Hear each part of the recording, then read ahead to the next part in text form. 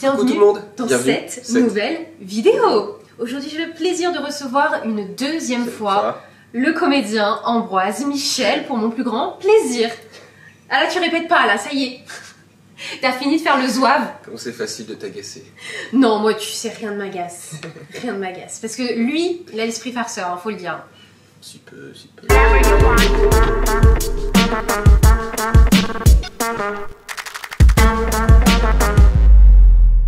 T'es là pour les nouvelles questions bunker. Ok. Parce que t'es venu, toi, il y a déjà 4 ans et demi. 8 ans, ouais. Ouais, le temps passe. Et bien, figure-toi qu'on m'a donné beaucoup de conseils qui étaient plutôt négatifs.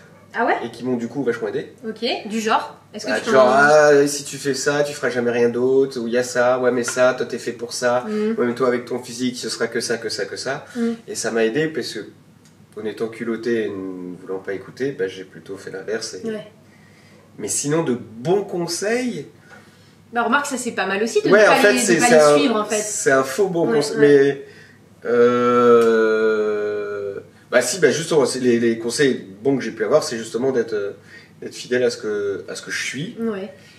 Et de pas d'oublier d'où je viens, et surtout de me battre pour ce que je sens être fait pour. C'est pas très français ce que Si, mais oui, mais on a compris. Si, bah aussi. Tu suis ton instinct, le feeling, et tu écoutes ton cœur.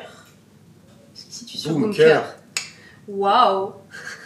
Suis ton cœur. Non, si le meilleur compliment, c'est quand même c'est plus des gens du public qui me disaient qu'ils me reconnaissaient pas dans les personnages ou qui me parlaient des personnages comme s'ils existaient. Ouais. Comme s'ils me demandaient des nouvelles de mes personnages, comme si c'était des cousins éloignés ou des frères. Ouais. Et du coup, pour eux, ils ont existé. Et ce qui est rigolo, c'est qu'ils me posent des questions de genre, alors, qu'est-ce qu'il est devenu? C'est pour ça que c'est un accomplissement aussi du fait que tu as vraiment bien incarné un perso, quoi. Bah moi oui, c'est comme ça que je vois mon métier, c'est que plus on m'oublie dans un personnage, mieux je me porte. Parce que je fais ce métier pour porter un masque. Donc plus on m'oublie dedans, mieux voilà. Mieux je me dis bon, pour moi c'est ça mon objectif.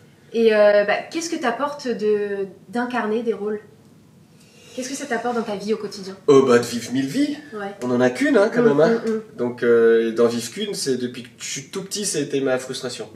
Je vais vivre qu'une vie, mais c'est pour ça que j'ai essayé d'apprendre plein de métiers différents.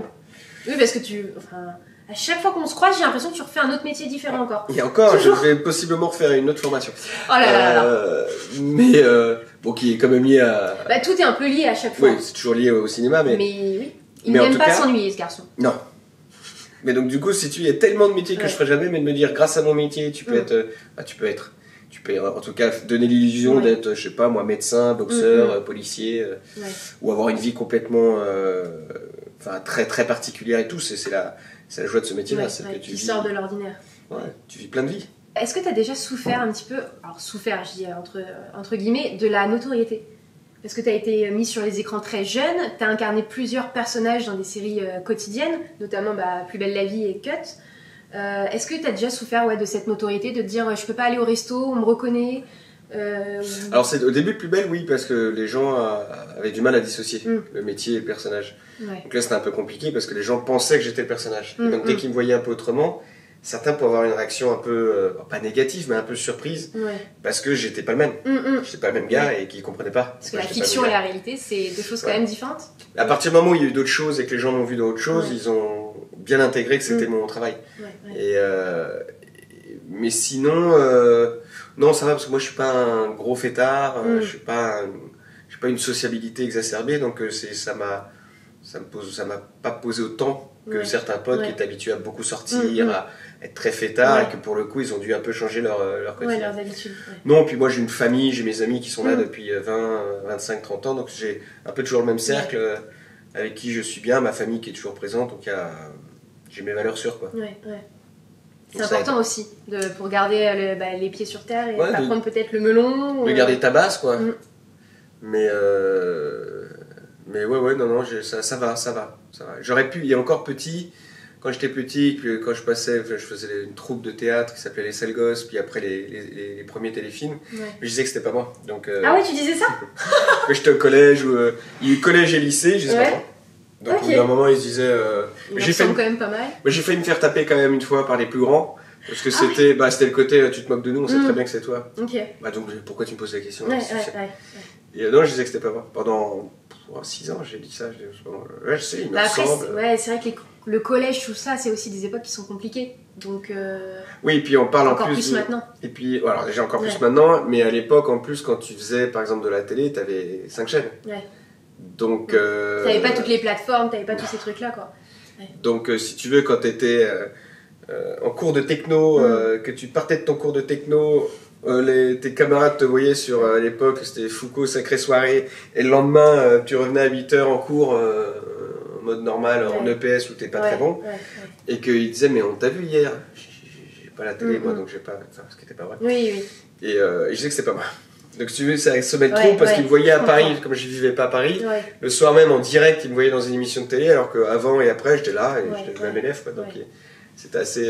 Je pense avec du recul, ça devait être troublant et rigolo pour eux. Là, tu viens de glisser une petite info que tu n'étais pas très bon en EPS ou tu as pris ça pour un exemple? Bon, les deux, hein. Ah ouais, t'étais pas fort en sport? Ah, je suis pas du tout, je suis pas sportif du tout. Mais. Ah ouais? Non, j'étais plutôt le camarade qu'on prenait dans l'équipe parce qu'il avait fait rire. Oui, bah ça. Je me doute. Voilà, mais si j'étais des moments un peu tristoun et tout, je faisais partie des derniers, moi. Ok. Lui. Bon, bah, Ambroise, au pire, on rira un peu, quoi. Si tu devais revivre un seul moment de ta vie, tu choisirais lequel? Un seul? Ouais. Waouh. Waouh. Alors là. Oh, si, j'ai quand même des très très bons souvenirs, peut-être mes premières, c'est parce que comme j'avais à l'époque 13-14 ans, donc je me rendais pas compte. Ouais. Mais genre certaines premières grosses scènes avec justement le spectacle des Sales Gosses, on faisait des tournées en Europe et en France. Ouais. Et on avait fait à peu près 6 mois à l'Olympia. Ok. Et sauf qu'à l'époque, Tu réalisais pas l'impact? Pas du tout. Tu réalises après, tu fais quand même, on a fait l'Olympia pendant pas une ou deux dates, hein, pendant 6 mois, c'est dingue. 6 mois, pas tous les jours, parce qu'on était les enfants, donc c'était le mercredi, samedi, dimanche. C'est déjà énorme. C'était énorme. Et quand tu savais que tu passais, à l'époque, je crois que c'était entre les Rolling Stones et avant, et Aznavour. On ne reçoit pas n'importe qui ici sur Bulgar. Et tu te dis à l'époque, tu fais, ah ouais, quand même. Ouais. Et j'ai les souvenirs de cette espèce de grande salle. Monter sur scène où tu vois, c'était tellement grand parce que c'était 2000 places où tu voyais pas le fond. C'est mythique. Voilà, déjà c'était mythique, mais ça je le savais, mais je sais pas trop ce que ça voulait dire. Je l'ai compris un peu plus tard. Mais aussi cette espace scénique où 2000 personnes où tu es sur scène, c'était vraiment une des premières fois où tu voyais du coup les premiers rangs, puis ça partait au puits noir où tu voyais pas au fond où étaient les gens, parce qu'en plus t'avais aussi. Oui, bah t'as un étage, bah C'était et cette impression de me dire là, comment en plus j'ouvrais le spectacle, seul petit gamin de 2 ans qui coucou, c'est moi. Pour faire je faisais Gainsbourg à cette époque-là, et devenir sous une douche avec un espèce de. Ouais. Et j'aurais envie du coup de le redécouvrir avec mon cerveau d'aujourd'hui, parce que du coup il y a eu beaucoup de grands noms, tu vois, que ce soit les Piaf, Aznavour, tout ça, qui sont arrivés avec cette douche en plein milieu, tout essayer de revivre ces planches-là avec cette historique-là, quoi. Et t'as gardé des images? Est-ce que tes parents ils ont gardé des images de ça? Il y a une ancienne camarade de la troupe, justement, c'est rigolo, je ne savais pas, elle avait numérisé il faut que je le récupère. Ouais. Et elle avait filmé ma dernière alors c'était pas l'Olympia, c'était en tournée, je sais plus. Ok. Dans un zénith de je sais plus où. Et après l'Olympia des Zéniths. Non, il en a pas fait beaucoup. Hein, et ouais, ça m'a fait rire parce qu'elle a juste montré un bout d'image et je me voyais tout petit et pas du tout réalisé ce que là où on était des gamins et tout, c'était rigolo, c'était une autre époque. Jadis. Bah c'était, si tu veux, c'était quand même, je te parle là des années entre 94 et 96. Ouais, 96 meilleur cru. Voilà. Voilà. C'est-à-dire quand j'ai arrêté, Je naissais. Et donc si je te demande le plus bel accomplissement de ta carrière, là, maintenant, à ce moment-là, tu répondrais quoi?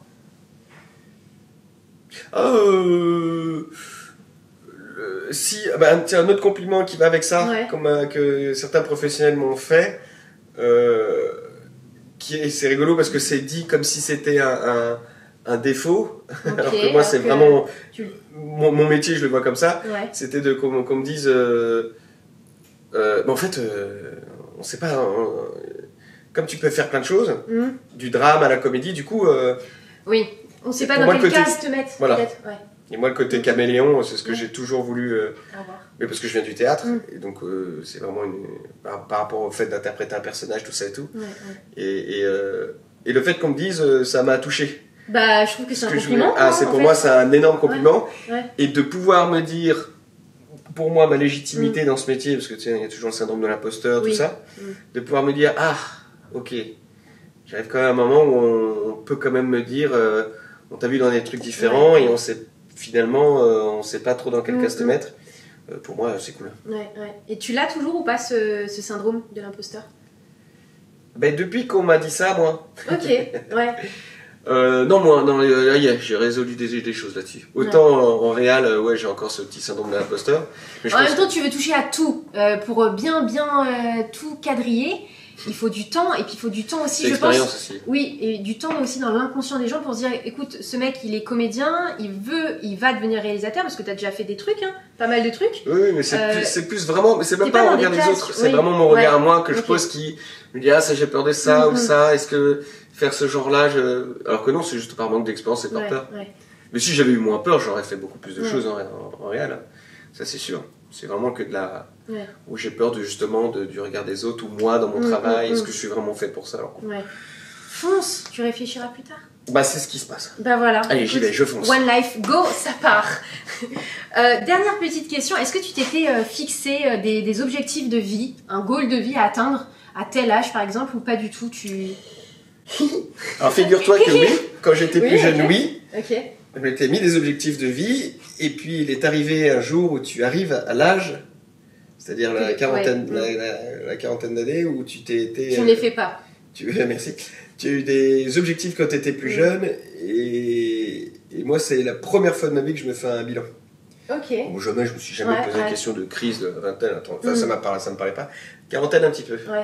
J'ai des objectifs, en tout cas des envies qui ont été réalisées, voire plus. Et d'autres pas, comme notamment de m'assumer à la réalisation, c'est de raconter mes histoires, même si je le fais, mais de manière plus assumée, plus fonceur dessus. Mais ça m'a un peu fragilisé. Mais tu verras quand tout d'un coup tu te mets dans un âge, tu te dis, ah tiens. Bah bientôt la trentaine, moi je t'avoue, et du coup je commence un petit bilan aussi. Quand tu étais plus jeune, tu te voyais à 30 ans ou pas? Ah ok, moi je me voyais à 40, c'est pour ça. Ok. Et à 40, il faudrait qu'il y ait ci et ça, il y a c'était quoi les trucs à 40 ans que tu t'étais dit? Ah, ça tu le saurais jamais. Putain, donc la réalisation. Que ce soit, c'est professionnel et personnel. C'est les deux juste tu t'imaginais dans un cadre de vie.